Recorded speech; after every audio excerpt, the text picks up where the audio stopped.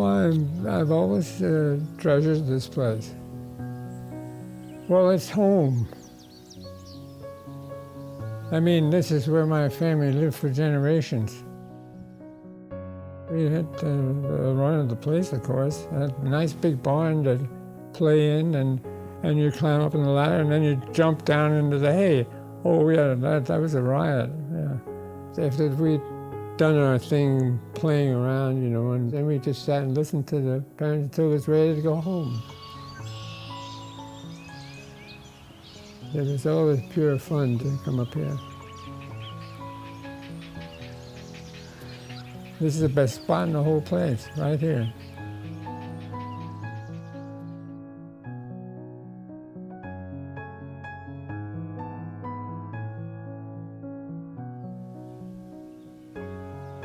Many years ago in the Bible, the first Phoebe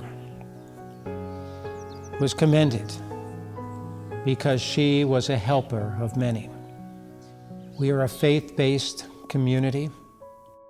We feel that we have been charged by God to love one another.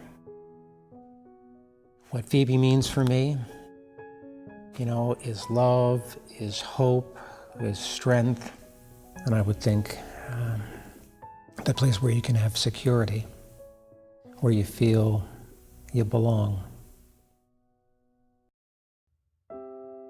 Phoebe was started in 1903 by members of the German Reformed Church, which became the United Church of Christ.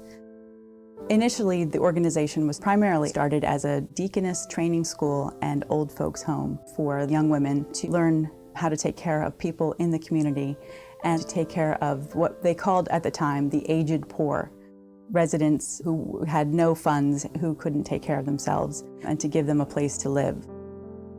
The farmhouse that was purchased in 1903 was quickly outgrown. They had 6 people who lived there, and they had 10 people on a waiting list right away. So they built a dormitory in 1911, and as soon as they built the dormitory, there was a waiting list of more people than could possibly be taken in. So then in 1933, they started plans to build what is the main building of Phoebe Allentown, which was called Phoebe Home. So from the very beginning, we had people coming from different areas to Phoebe in Allentown. But as the needs grew and the organization grew, the need arose for a Phoebe organization here in Berks County.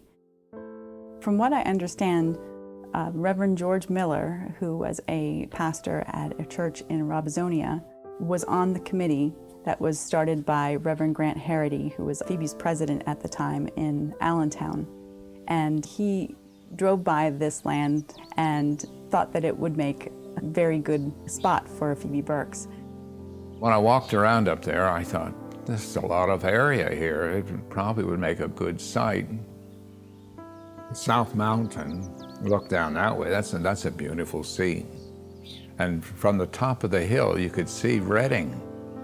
I think it was a prime location because of the history of the area as being a place where people would come to vacation in the Victorian era, and that it's a beautiful area. It has the mountains, it has the farms, and it also has the history of the farmhouse. The Kirshner House, for example, which was on this property, was the place where the Second Haynes Church was planned. It absolutely is unique to have the ruins right here. I know of no other retirement home that can say that. And what particularly impressed me is I'm a farm boy, and this big farm is just to the east, and I could watch that, you know, while it's being worked and see the animals walking around and so on. So I really thought this was a wonderful spot. And I called Grant Harity and told him, I think we have a site. They took it from there, and we got our committee to come out and look over the land, and they approved it.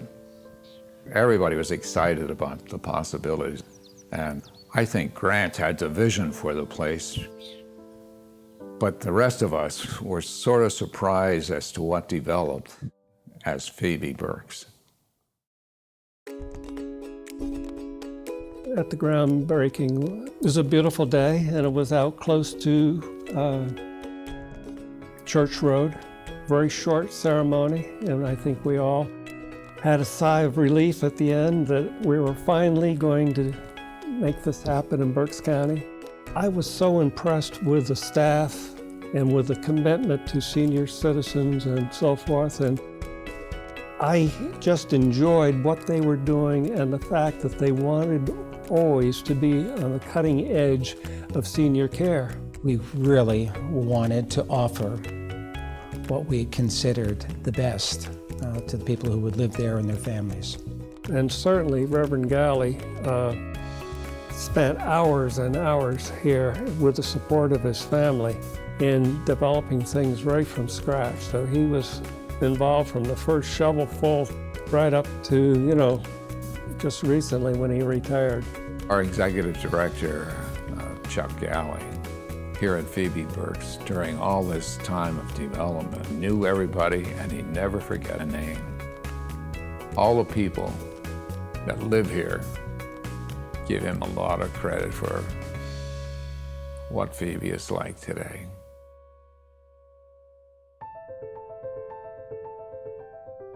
It's really the holistic aspect of what we do here, and I think that's really embodied in our wellness program. And we decided to take an entirely different stance on wellness and looking at the whole person.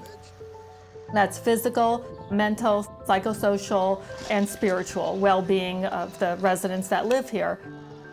The emphasis here is on wholeness, wellness, prevention. We have a wellness program for mental growth and maintenance. We have a gym, and that's part of it, to be able to stay physically well. Our meals are marked with little pineapples to show us what's the healthful thing to eat. And then the spiritual aspect of it, of feeling close and feeling like a family and having activities that are aimed at our spiritual growth. One of the reasons that I have stayed connected with Phoebe is because of its concern for the spiritual needs of its residents. And certainly, we have a chaplain on staff that does a tremendous job, and the spiritual needs of folks have always been a top priority here. I think the other thing is that residents are really like family toward each other. I don't know how it is other places, but I know that when someone's ill, people in their hallway make meals, they'll check in on them regularly. It's really like family. And I think that's a very, very special kind of relationship that people establish with each other here. Since we've been here, we think people wait too long to come because we have good enough health yet and we're young enough that we can enjoy a lot of the activities that are done here. And I think we'll live longer because we've come here earlier. We've heard that from various people, that the reason that they're living so long is because they're here, and the atmosphere, the care, and just their surroundings with the people. And that's the main thing here, the people. Not only the residents, but the staff, how friendly they are, and this is great. There's nothing else like it. The sense of community and the way residents reach out to one another. There's always somebody who understands. Sometimes it's staff, sometimes it's volunteers, sometimes, it's a resident. We come together, as a team, and it's a wonderful gift that we have been able to share with one another.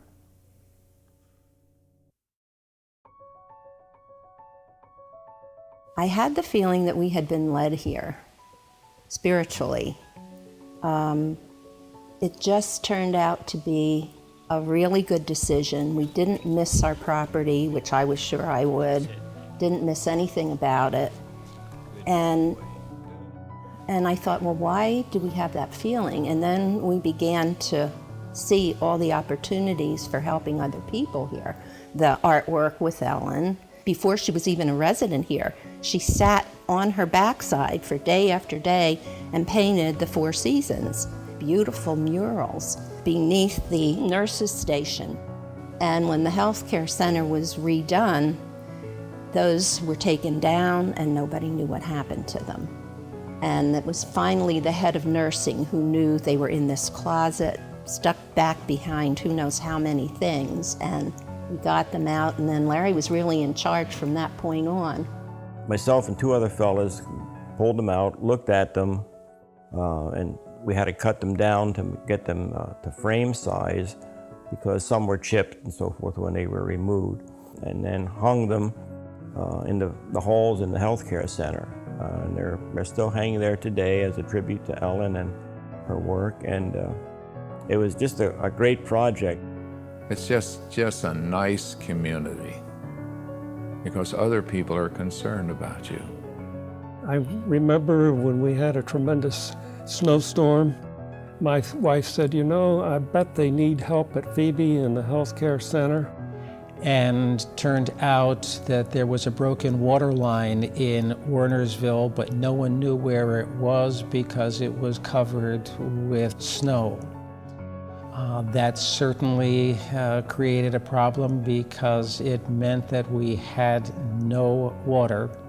We came out, and I remember for several days giving out water to all the residents and going from room to room. And of course, you know, you have a lot of nice sociability with the folks as you're doing that. And it was fun.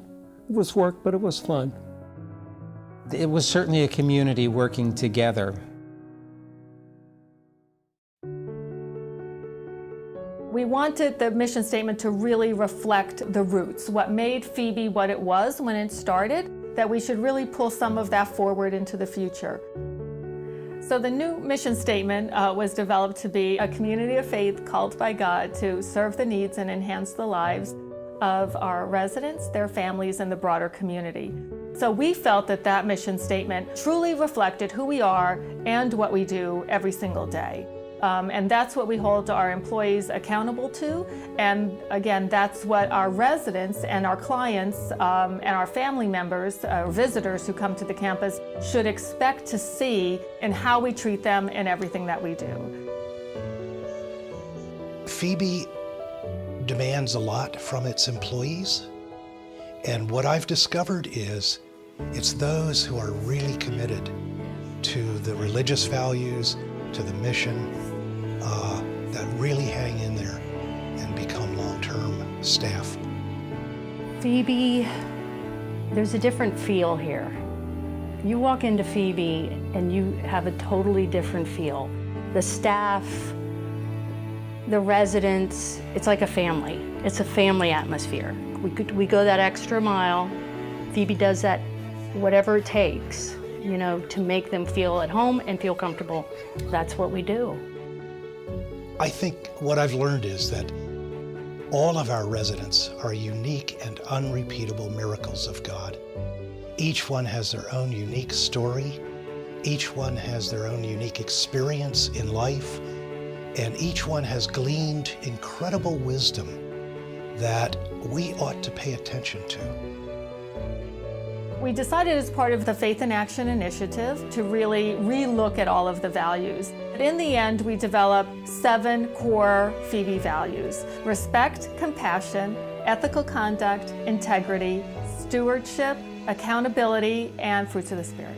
And we decided that we would infuse every process that we had within the organization with those values. Our beautiful crane mobile is a visual representation of our values. All of our employees and our residents made an origami crane. All the values were given a color, so they chose their crane color based on the value that was most meaningful to them. And then inside every crane that's in our mobile has the resident or the employee's name and a wish that they wished would come true. So in the end, when all the cranes were put together, it was literally a visual representation of what our residents and employees felt were most important in the values at the time.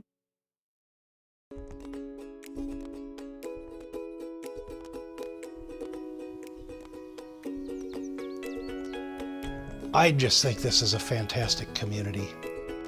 And I think that's where it begins and ends, community, where people are in a relationship with each other of mutual respect and care and concern and compassion and kindness and generosity. It's fun. It's fun to live here. Everyone has said it's the best move I've ever made. I'm so glad I came when I did and I didn't wait longer. So I think that's the really special thing about Phoebe Berks. It's the people. The variety of people who live here and their willingness to be open with you is one of the big virtues of living here. This is a place where if I had to put my family into an assisted living, this is where I would want them to be, because I know how people are treated here. The thing that people are impressed with when they come to visit is everybody says hello. And that's true.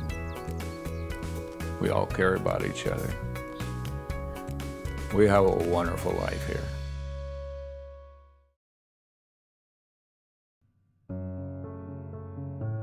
When her hip feels okay, 83-year-old Anna Blatt pays a visit to a special place. That must have been part of the house, the old house. It was a grand old farmhouse once, standing for more than 200 years, and in 1920, Anna was born inside. Up at the other end was the wash house that they washed, and the smokehouse was in there too. Funny how a stone wall can bring back so many memories. There was a big walnut tree here in the yard. When she was just 11, Anna's family sold their farm and moved away. 72 years later, Anna lives here at the Phoebe Berks Assisted Living Community. You won't believe what she can see from her bedroom window. That's right, Phoebe Berks is built on the same 66 acres Anna grew up on. Anna was a real loud wire, and she organized all kinds of things. We played games and everything else you can think of. Her grandfather was my grandmother's little brother. Well, she was a typical little red-haired kid, solid red, and lively as can be, and she was in charge. Oh, boy. You can see the first house there. That's our yard. Of course, we're renters here, but I think it's probably less than 50 yards. No more, anyway. The Werners, which is my mother's family, they bought the place in 1802, and then they sold it to my father's family in 1900. At mealtime, everyone ate at one time, and there were no window screens. Then when the food was down, and the flies were invited in, and then my father had to chase the flies from the food. And he was official fly chaser. That was the standard practice. Well, what you're looking at there is the bakehouse. You see the bakehouse. You entered the bakehouse from the house straight out, and then I'll show you the place where they rake the ashes out. That was my dad's job when he was a little kid. You had to carry the dough and whatnot from the house, and then they might have let it sit out there to rise. So the fire